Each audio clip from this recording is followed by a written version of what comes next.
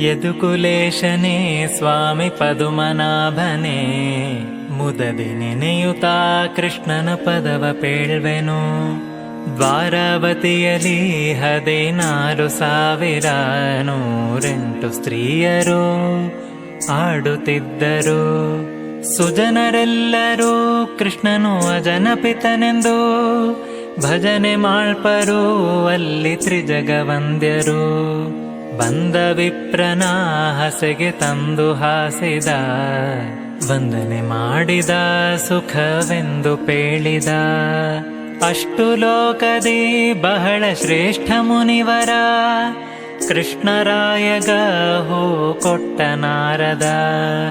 ನಾರಿ ರುಕ್ಮಿಣಿ ಹೀಗೆ ಬಾರೆ ಎನ್ನುತ್ತಲೇ, ನಾರಿ ತುರುಬಿಗೆ ಪಾರಿಜಾತ ಮುಡಿಸಿದ. ಯೋಗಿ ನಾರದ ಹೋಗಿ